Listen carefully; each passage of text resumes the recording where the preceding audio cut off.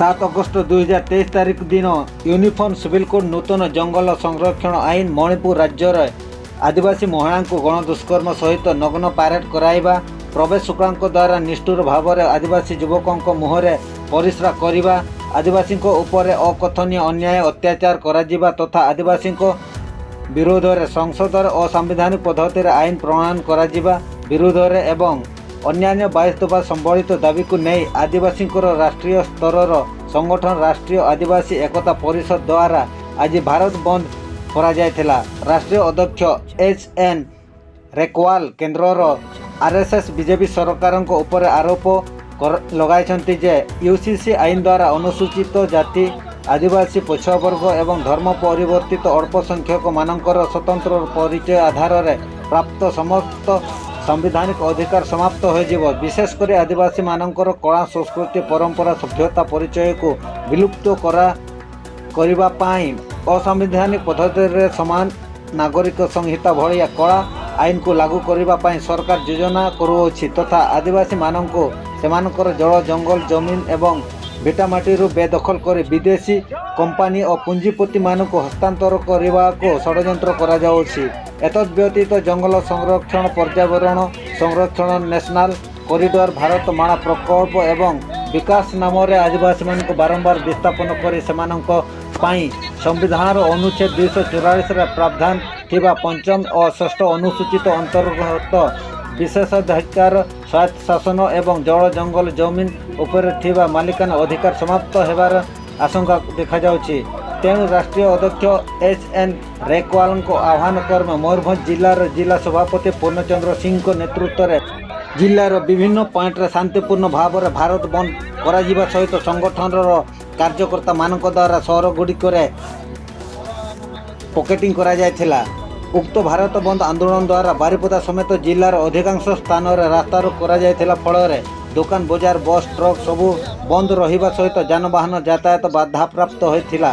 सरकार जदि उपरोक्त दाबीगुड़िक विचार कर आवश्यक पदक्षेप ग्रहण न करती तेबे आगामी दिन में एहाठारु अधिक तीव्रतर आंदोलन कराजिबो बोली संगठन पक्षर चेतावनी दिया जायछि। एही भारत बंद आंदोलन को सफल करिबारे प्रमुख भूमिका ग्रहण करथिले भारत मुक्ति मोर्चार जिला सभापति आईनजीवी भादुराम सोरेन राष्ट्रीय मूल निवासी महिला संघर जिला सभानेत्री शुभश्री सिंह बहुजन मुक्ति पार्टीर जिला कार्यकारी सभापति दुर्गाचरण सिंह। मो ना हूँ पूर्णचंद्र सिंह मु वर्तमान राष्ट्रीय आदिवासी एकता परिषद मयूरभंज जिलार सभापति हिसाब से कार्य करुँच। आज आपण मैंने रास्ता रोक नेशनल हाईवे तो आपन डिमांड कौन अच्छी कौन आज रास्ता आम एपाई रास्ता रोक आंदोलन करुँ। आम आगुरी 3 चरण आम कार्यक्रम सरी जाटा हूँ शेष चरण कार्यक्रम 4th पर्याय आमर सारा भारत वर्ष रे 31 राज्य रे 567 जिले में यही कार्यक्रम चली आम भी मयूरभंज कार्यक्रम करुचु। आमर दाबी गुड़ाक हूँ प्रथमतः हूँ आमर बर्तमान जो भारत वर्ष रे यूनिफॉर्म सिविल कोड लागू करने सरकार विधिबद्ध भाव में कार्यक्रम करुछन। तत्सहित आमर forest conservation act amendment bill 2023 एवं तत्सहित आमर जो मणिपुर रे आमर आदिवासी माँ भौणी मान बलात्कार करागला गणदुष्कर्म करागला एवं से निर्मम भाव में हत्या करागला। तत्सहित मध्य प्रदेश रे जो आदिवासी मान मुहरे सवर्ण जातिर लोक मुहरे सीधा सड़क भाव में परिश्रा कले ए जो आदिवासी मान अन्याय अत्याचार करा तेणु से विरोध में आम आज राजरास्तार ओह्लैचु एवं प्रतिवाद करुँ बंद कार्यक्रम आम चलैचु। दुख लगे सरकार विकास नाम रे जंगल करू आदिवासी भाई भौणी मान उच्छेद करा तत्सहित SC OBC माइनॉरिटी भाई भौणी मान उच्छेद करा बहुत नंदनीय घटना। जो आदिवासी भाई भौणी माने जल जंगल जमीन हेल्ले बचे ना से विस्थापन करा तेणु आम सरकार को चेतावनी दौचु ए जो आम मुद्दा गुड़ाक अच्छी जमी बंद हो आम राजरास्तार बंद कर। सरकार जब आप दाबी गुड़ी न मानती परवर्ती पर्यायर कौन सब कार्यक्रम करेंगे जदि सरकार आमर ये दाबी गुड़ाक जदि न शुणे ताले आगामी दिन में आहरी भयावह कार्यक्रम हाथ को निजी एवं कुणे अनुकुणे निआ जल ଗୁଲଗୁଲାନ କରାଯିବ ଆମର ଯେଉଁ ମହାପୁରୁଷମାନଙ୍କର ଆନ୍ଦୋଳନ ଫଳରେ ଗୁଲଗୁଲାନ ଫଳରେ ଆମେ ଯେଉଁ ଆଜାଦି ପାଇଥିଲୁ ସେଟା ଯେତେବେଳେ ସରକାର ଖତମ କରିବା ପାଇଁ ଚାହୁଁଛନ୍ତି ସେତେବେଳେ କୋଣେ ଅନୁକୋଣେ ସାରା ମୟୂରଭଞ୍ଜ ଜିଲ୍ଲା ସାରା ଭାରତବର୍ଷର କୋଣ ଅନୁକୋଣରେ ଏହାର ଆନ୍ଦୋଳନ ଜାରି ରହିବ। ମୋ ନାଁ ଆଡଭୋକେଟ୍ ଭଦ୍ରାମ ସୋରେନ, ଭାରତ ମୁକ୍ତି ମୋର୍ଚ୍ଚାର ଜିଲ୍ଲା ସଭାପତି, ମୟୂରଭଞ୍ଜ ଜିଲ୍ଲାର ସଭାପତି ହିସାବରେ ମୁଁ କାର୍ଯ୍ୟ କରୁଛି। ଆଜି ଆପଣମାନେ ଭାରତ ପରିସ୍ଥିତିରେ ରାସ୍ତା ରୋକ କରୁଛନ୍ତି ଆପଣ, ତ କେଉଁଥିପାଇଁ ରାସ୍ତା ରୋକ କରୁଛନ୍ତି? ଅବଜେକ୍ଟିଭ୍ କ'ଣ ଅଛି? ଆମର ଅବଜେକ୍ଟ ହେଲା ଯେ ଗତ 6 ଜୁଲାଇରୁ ଆରମ୍ଭ ହେଇଛି ଏହି ପ୍ରକ୍ରିୟା। ପ୍ରଥମେ ଆମେ ଧାରଣା ଦେଇଥିଲୁ, ମେମୋରାଣ୍ଡମ୍ ଦେଇଥିଲୁ ଆମର ରାଷ୍ଟ୍ରପତି ମହୋଦୟଙ୍କୁ ଜିଲ୍ଲାପାଳଙ୍କ ମାଧ୍ୟମରେ। ଏଇଟା ଏ ପ୍ରୋଗ୍ରାମ ଆମ 31ଟି ରାଜ୍ୟରେ ଜିଲ୍ଲାରେ କାର୍ଯ୍ୟକ୍ରମ ହେଉଛି।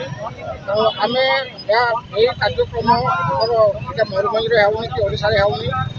ଆମର ରାଷ୍ଟ୍ରୀୟ ଅଧ୍ୟକ୍ଷ ଇଞ୍ଜିନିୟର ରେକୱାଲ ସାହେବ ରାଷ୍ଟ୍ରୀୟ ଆଦିବାସୀ ଏକତା ପରିଷଦର ଅଧ୍ୟକ୍ଷ ଅଛନ୍ତି ନ୍ୟୁଦିଲ୍ଲୀ, ତାଙ୍କ ନେତୃତ୍ୱରେ ଆଜି 31ଟି ରାଜ୍ୟରେ ଏହି ବନ୍ଦ କାର୍ଯ୍ୟକ୍ରମ ହେଉଛି।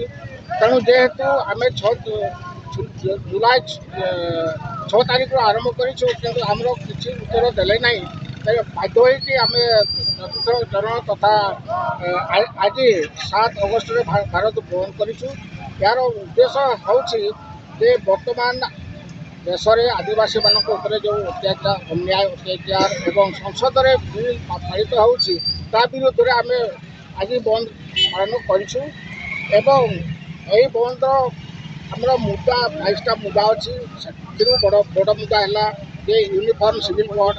ଯଦି ୟୁନିଫର୍ମ ସିଭିଲ୍ କୋଡ୍ କରାଯାଏ ଆଦିବାସୀମାନଙ୍କ ଅସ୍ତିତ୍ୱ ହରାଇ ବସେ। ତାଙ୍କର ଯେଉଁ କାଷ୍ଟମାରୀ ସମ୍ବିଧାନରେ କାଷ୍ଟମାରୀ ଲ ଅଛି, ତାଙ୍କର ଜନ୍ମଠାରୁ ମୃତ୍ୟୁ ପର୍ଯ୍ୟନ୍ତ ଅଛି, ସେଟାକୁ ହରାଇବେ। ପର୍ବପର୍ବାଣୀରେ ଯେଉଁ ତାଙ୍କର ନୀତି ରିୱାଜ ଅନୁସାରେ କାର୍ଯ୍ୟକ୍ରମ କରୁଛନ୍ତି ତାର ମଧ୍ୟ ଅସ୍ତିତ୍ୱ ହରାଇବେ।